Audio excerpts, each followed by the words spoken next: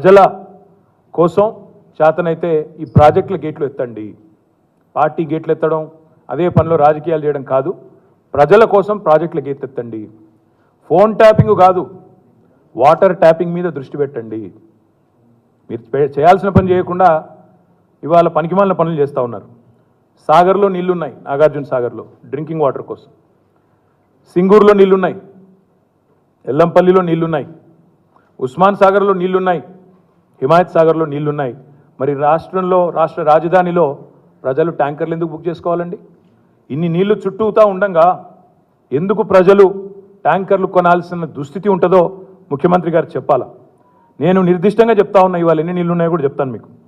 సింగూరులో ఈరోజు 18 టీఎంసీల నీళ్లున్నాయి. ఎల్లంపల్లిలో 7.73 టీఎంసీల నీళ్లున్నాయి. ఉస్మాన్ సాగర్లో 2.65 టీఎంసీల నీళ్లున్నాయి. హిమాయత్ సాగర్లో 2.16 టీఎంసీల నీళ్లున్నాయి. సాగర్ విషయానికి వస్తే, నాగార్జున సాగర్ విషయానికి వస్తే ప్రస్తుత నీటి మట్టం సాగర్లో 513 ఈరోజు.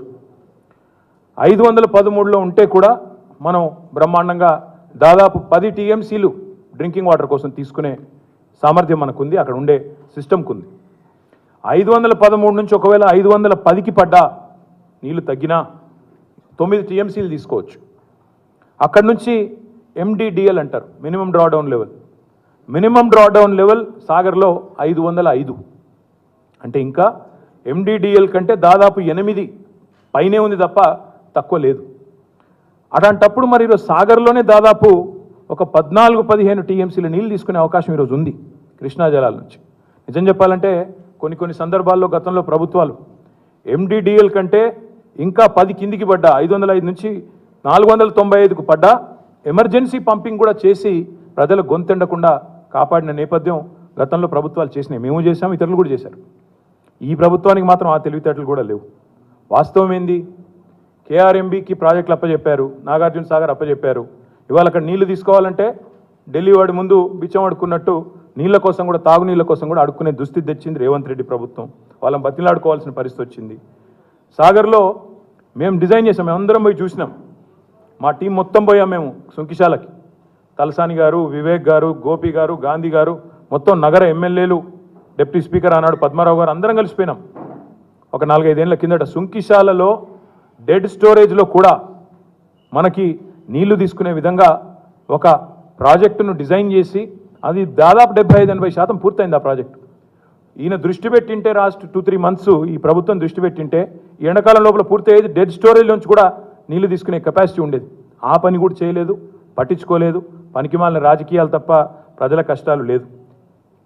ఇంకా దరిద్రం ఏంటంటే కేసీఆర్ గారి మీద కక్ష.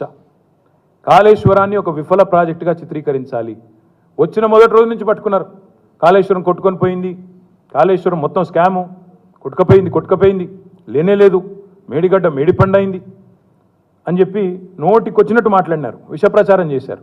మరి నేను అడుగుతా ఉన్నా, నిన్న కేసీఆర్ గారు బయలుదేరి ఆయన నల్గొండకి, జనగామకి, సూర్యాపేటకు పోగానే ఎట్లా చాలైనాయి పంపులు? Gayatri pump house, Nandi pump house ఎట్లా చాలైనాయి, ఎట్లా నీళ్లు పరుగులు పెడుతూ ఇవాళ ఆ దృశ్యాలు మీరు చూసే ఉంటారు. గాయత్రి పంప్ హౌజు ఎట్లా స్టార్ట్ అయింది, ఎట్లా ముందుకు పోయిందో ఒకసారి నేను చూపెట్టే ప్రయత్నం చేస్తాను.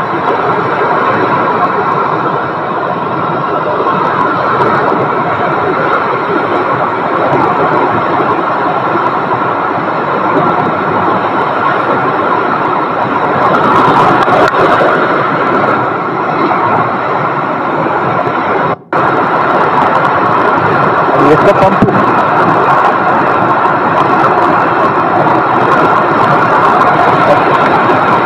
అది ఒక్క పంపు చాలు చేస్తే దుంకిన జల గంగ, గోదావరి గంగ కాళేశ్వరంలో ఒక్క పంపు, గాయత్రి పంప్ హౌస్లో ఒక్క పంపు చాలు చేస్తే అది ఆ హోరు, జల హోరు. మరి ఇన్ని రోజులు ఆ నీళ్ళు ఎక్కడ పోయినాయండి? ఇన్ని రోజులు అవన్నీ ఆ నీళ్ళు ఎక్కడ దాచిపెట్టారు రేవంత్ రెడ్డి గారు? ల్యాండ్ క్రూజర్లు దాచిపెట్టిరని చెప్పి చిల్లర మాటలు మాట్లాడే బదులు రిజర్వాయర్లలో నీళ్లుండి కూడా ఇవ్వకుండా దాచిపెట్టి ప్రజల గొంతు ఎండడం, పంటలు ఎండే దరిద్రపు పరిపాలన తీసుకొచ్చింది కాంగ్రెస్ పార్టీ, కాంగ్రెస్ ప్రభుత్వం కాదా? ఇవాళ పంటలు ఎండుతూ ఉన్నాయంటే కాళేశ్వరాన్ని ఒక స్కామ్గా చూపెట్టే ప్రయత్నం, కాళేశ్వరంలో నీళ్లుండి కూడా ఇవ్వకుండా రైతుల పంటలు ఎండగొట్టిన ప్రభుత్వం కాంగ్రెస్ ప్రభుత్వం కాదా? గొంతులు ఎండబెట్టిన ప్రభుత్వం కాంగ్రెస్ ప్రభుత్వం కాదా? ఇవాళ ఆ పంపులు ఆన్ చేసి ఈ 3 నెలల్లోనే కనుక మేడిగడ్డను కూడా రిపేర్ చేసింటే ఒక్క ఎకరం అన్న పంట ఎండుతుందా? ఒక్క గొంతన్న ఎండుతుందా? ఎండకుండా చూసుకునే అవసరం బాధ్యత ప్రభుత్వానికి లేదా? కొట్టుకుపోయిందని ప్రచారం చేసిన కాళేశ్వరంలో ఇవాళ ఎట్లా జలపరవలు ఎట్లా దుంకుతున్నాయి చెప్పాల్సిన బాధ్యత ఈ ప్రభుత్వం మీద ఉంది. ఇన్నాళ్ళు నీళ్లుండి వదలని నిర్వాకం ఈ ప్రభుత్వాన్ని కాదా? మల్లన్న సాగర్ నీళ్లు నిన్న మా హరీష్ రావు గారు స్టేట్మెంట్ ఇచ్చారు. మీరు ఇస్తారా 24 గంటల్లో మేమే గేట్లు ఎత్తాలనా అంటే సాయంత్రం లోపల నీళ్ళు వదిలినారు. అంటే దీని అర్థం ఏంటి? నీళ్లు ఉండి కూడా పంటలు ఎండాలి, పంటలు ఎండి రైతులు నష్టపోవాలి. ఎందుకు రైతులు నష్టపోవాలి? ఎందుకు ఎండాలి పంటలు? ఎందుకంటే పంట పండితే బోనస్ ఇవ్వాల్సి వస్తుంది. పంట పండితే బోనస్ ఇవ్వాలా? ఇక సపరేట్గా ఎండబెట్టి అటు కాళేశ్వరం స్కామ్ అని కేసీఆర్ను బదనాం చేయాలి, నీళ్లు లేవని బుకాయించాలి, మీడియాలో మాత్రం అడ్డమైనని మిగతా వార్తలన్నీ తెచ్చి ప్రజల అసలు దృష్టి మొత్తం మరల్చాల. ఇది వాళ్ళ ఎజెండా. పంట పండితే బోనస్ ఇవ్వాల్సి వస్తుంది కాబట్టి పంటలు ఎండాలి.